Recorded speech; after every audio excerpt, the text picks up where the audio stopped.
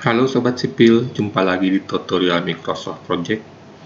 Pada kesempatan ini kita akan mencoba membuat tampilan kurva S dari data penjadwalan yang sudah kita buat di Microsoft Project. Meskipun kita bisa membuat tampilan kurva S juga di Microsoft Project, ya, tapi pada kesempatan ini kita akan mencoba membuat kurva S dengan menggunakan Microsoft Excel, ya, tapi dengan menggunakan data penjadwalan yang sudah kita buat di Microsoft Project. Jadi ini adalah tampilan penjadwalan yang sudah kita buat, ya, dari rangkaian tutorial kita, ya. Untuk membuat kurva S-nya, kita bisa mengambil data dari task usage di sini, ya. Jadi kita klik task usage, ya. Nah, ini adalah tampilan, ya, di mana di tabel sebelah kiri dikelompokkan berdasarkan item-item pekerjaan. Setiap pekerjaan A punya sumber daya pekerja, pekerjaan B punya pekerja dan pasir pasang, dan seterusnya. Di sebelah kanan ini adalah penggunaan sumber dayanya. Nah, ini pilihannya bisa defaultnya adalah work, ya, tapi kita bisa ubah. Ya, ada banyak pilihan. Nah, kalau kita ingin menggunakan datanya untuk membuat kurva S, ya, kita bisa memilih cost di sini. Ya, kita pilih cost. Nah, di sini ada work dan cost. Mungkin worknya kita sembunyikan saja. Ya. Nah, ini adalah tampilan data dari cost untuk setiap pekerjaan. Ya. Satuan waktunya di sini menggunakan satuan hari, days. Kalau memang kita mau membuat kurva S kita berdasarkan satuan hari, ya tinggal kita gunakan tabel ini. Tapi kalau misalnya kita ingin membuat dalam satuan yang berbeda, misalnya satuan minggu, ya, kita bisa ubah time scale-nya di sini, ya. Jadi kita bisa ganti, ya, menggunakan satuan weeks, minggu di sini. Nah, nanti data ini akan kita pakai, ya.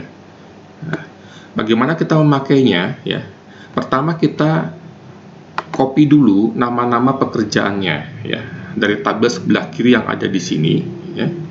Kita blok dari baris pertama sampai baris terakhir, kemudian kita copy, Ctrl C, ya. Kemudian kita pindah ke Microsoft Excel. Ya. Kita pilih sembarang sel di sini, ya, kemudian kita paste. Nah, ini adalah nama-nama pekerjaan yang kita dapatkan dari Microsoft Project tadi, ya. Nah, kalau kita ingin membuat barisnya sama semua, ya tinggal kita blok dulu, ya, semua sel yang ada, kita klik 2 kali pada garis pembatas barisnya. Ya. Di sini sudah ada tampilan bordernya. Kalau kita mau sembunyikan, ya tinggal kita pilih no border. Ternyata di sini juga ada shadingnya, ya. Kalau kita mau sembunyikan, kita tinggal pilih no fill di sini. Nah, kemudian kita kembali ke MS Project kita, ya. Sekarang kita akan mengcopy, ya, data yang ada di tabel sebelah kanan, ya. Saya coba ambil mulai dari sini, ya, dari baris pertamanya. Jadi ini bloknya saya sembunyikan dulu, hilangkan dulu, ya. Kemudian saya masuk ke tabel sebelah kanan, kita blok lagi, ya, semua tabel biayanya, semua tabel cost-nya, data cost-nya, ya. Kita copy, kita kembali ke Microsoft Excel. Nah, kita paste di sini, ya. Nah, di sini ada beberapa sel yang ditampilkan dengan pagar, berarti lebarnya kolom ini kurang besar, ya. Kita besarkan saja, misalkan kita pakai 12 atau berapa, ya, seperti ini. Nah, kemudian, ya, baris paling atas ini bisa kita hapus dulu, ya.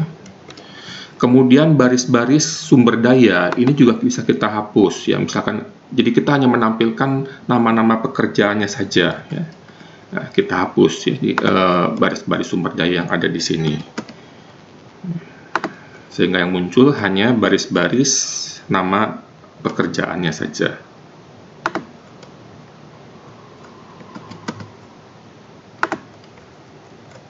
Ya, semua baris yang berisi data sumber daya, baik itu pekerjaan maupun material, ya, kita hapus dulu.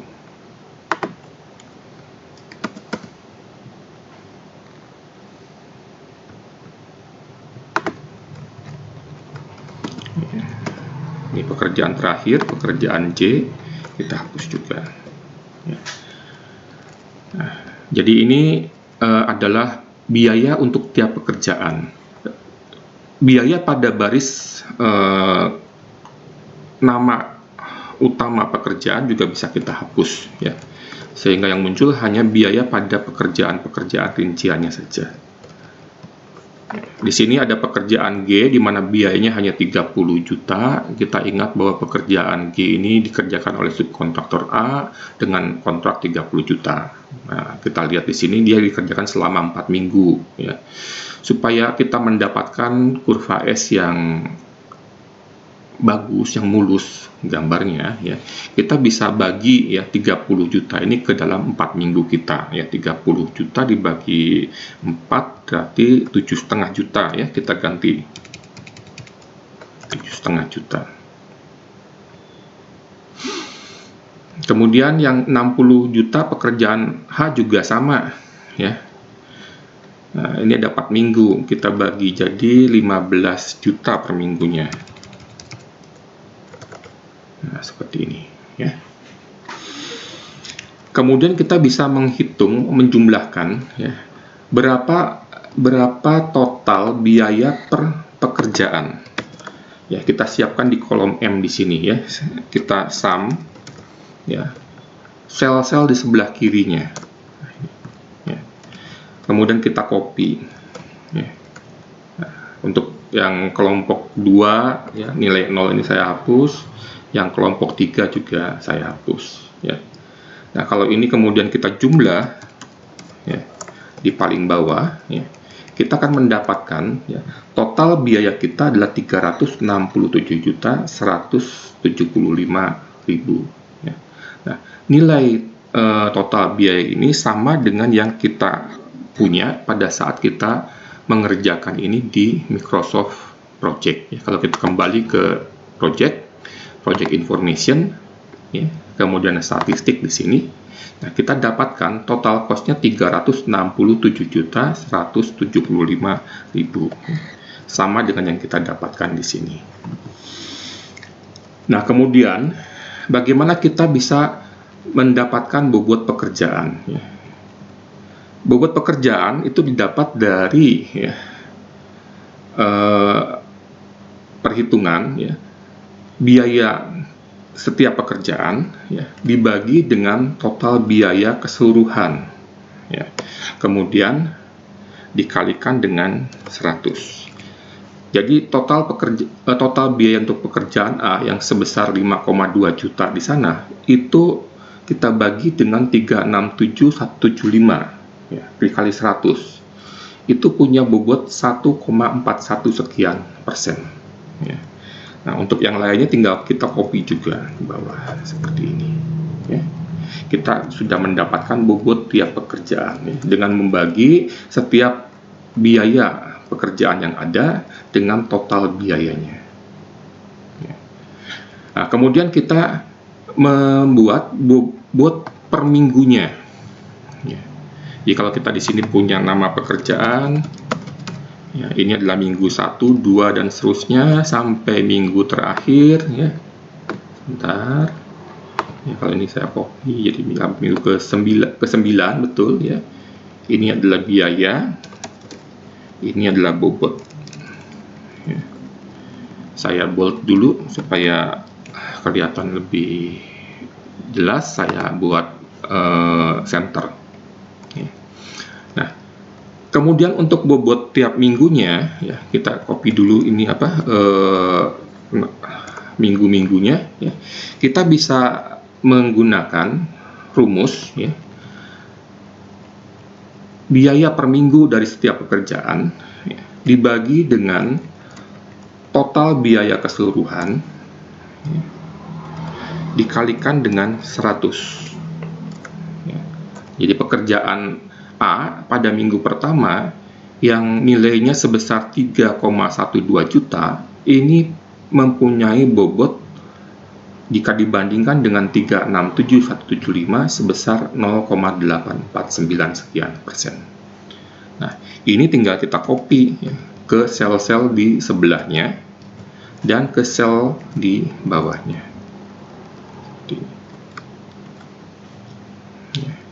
Nah, kita bisa format ya, mau menggunakan berapa digit di belakang koma ya, angka-angka kita. Ya, format sel di sini ya. Kemudian number. Nah, ini kita bisa tentukan, misalkan kita mau pakai 4 digit di belakang titik desimal ya, seperti ini. Nah, kemudian kolom biaya dan kolom biaya yang lainnya ya, kolom biaya per minggunya ini bisa kita sembunyikan. Kita blok, kita klik kanan di kepala kolom, kita hide di sini. Nah, kita sudah mendapatkan bentuk tabel ya, dan kita bisa membuatkan gancatnya di sini. Cara membuatkannya begini ya. Kita bisa blok dulu ya, bobot-bobot tiap minggunya, kemudian kita pilih format conditional formatting ya. Kita pilih highlight ya, greater than ya. Nah, kita pilih di sini ya, kalau misalkan angkanya itu lebih besar sama dengan lebih besar dari 0 ya, nah, kita sudah bisa melihat perubahannya ya.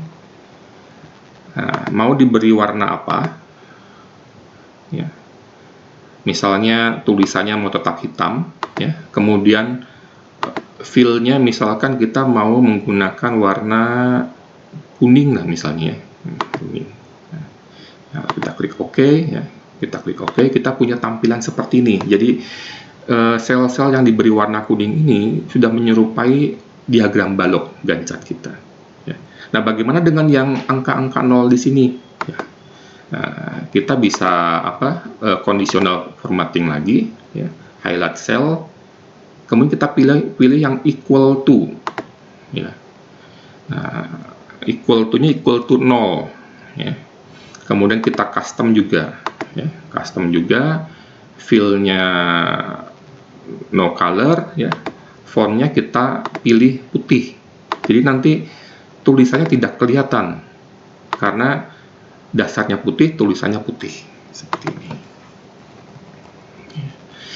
Nah, kemudian kita bisa menghitung bobot total. Bobot total harusnya 100%. Ini kalau kita jumlah ya, pada kolom bobot di sini, kita akan mendapatkan angka 100%. Kemudian kita juga bisa menjumlahkan bobot tiap minggunya. Ya, tinggal kita copy saja.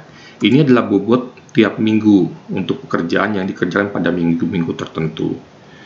Dan kemudian kita bisa menghitung bobot kumulatif. Ya, kita tempatkan dulu nilai 0 ya, di bawah 100. Kemudian bobot kumulatif itu akan sama dengan bobot di sel sebelumnya ditambah dengan bobot di sel di atasnya. Ya, cukup satu kita buat, yang lainnya kita copy.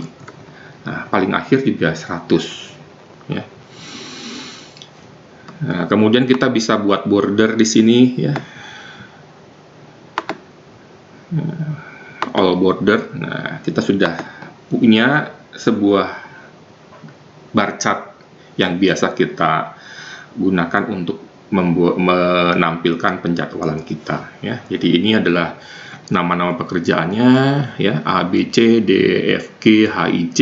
Ini bobot tiap pekerjaan, ini minggu-minggu pelaksanaan proyek kita ya. Pekerjaan A dikerjakan di minggu pertama sampai minggu kedua, pekerjaan B di minggu kedua dan ketiga, dan seterusnya ya. Di bawah ini ya, ini adalah bobot tiap minggunya, yang paling bawah adalah bobot kumulatif ya. Angka 0 ini kalau misalkan dirasa mengganggu ya, tinggal kita ubah warnanya menjadi putih ya, tapi kita tahu bahwa di sini ada angka 0.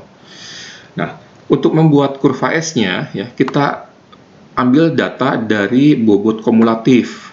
Ya. Kita mulai dari sel yang dengan angka 0 di sini. Ya. Setelah kita blok, kita pilih insert. Ya. Nah, kita pilih chart, ya, atau grafik garis di sini. Nah, kita sudah mendapatkan kurva S-nya. Ya, tinggal kita atur, ya, supaya bisa tampil, ya, bersamaan dengan gancat yang sudah kita buat sebelumnya. Ya. Nah, beberapa elemen dari grafik yang tidak kita perlukan, ya, kita bisa hapus, kita pilih objeknya, kita delete, gitu ya, seperti itu. Nah, kita delete, ya, yang tidak kita perlukan. Ya, kemudian chart areanya kita bisa format, ya, supaya transparan, ya, berarti kita fill-nya no fill sudah, ya. Kemudian yang ini, yang chart area juga sama, kita no fill. Kita sudah punya grafik garis ini menyerupai kurva S, ya, dan transparan. Di atasnya gancat yang sudah kita buat. Kalau garisnya ini mau kita ubah, misalkan pakai warna yang lain, misal pakai warna merah, tinggal kita pilih garisnya, kita pilih warna merah. Nah, tinggal kita atur penempatannya, ya. Kita atur besar kecilnya grafik garis kita ini, ya, disesuaikan dengan gambar gancat di belakangnya, ya. Nah, seperti ini, ya. Kiri, kanan, atas, ya. Kita atur sesuai keinginan kita seperti apa, ya. Paling kiri mestinya di awal minggu pertama, ya, di pojok kiri bawah, ya, paling kanan, ya, 100% ada di pojok kanan atas. Nah, kita sudah bisa menggambarkan kurva S-nya. Di sini masih ada garis kecil, ya, garis tipis. Kita klik, itu kita pilih no line di sini. Nah, garisnya sudah hilang. Kita sudah punya tampilan, ya, perpaduan antara gancat dan kurva S, ya, di Microsoft Excel, ya. Tetapi data-datanya kita dapatkan dari Microsoft Project yang tadi, ya. Jadi kita bisa menggunakan data, ya, yang ada di Microsoft Project tadi, ya, kita copy ke dalam Excel kita, kemudian kita bisa menggambarkan gancatnya, ya, kita bisa menggambarkan kurva S-nya di Microsoft Excel. Demikian tutorial untuk membuat kurva S di Microsoft Excel dengan mengambil data penjadwalan yang sudah dibuat di Microsoft Project. Semoga bermanfaat untuk semua sobat sipil. Apabila ada komentar atau pertanyaan, silahkan isi kolom komentar di bawah ini. Tutorial-tutorial lainnya akan kami update pada kolom deskripsi. Terima kasih dan salam sobat sipil.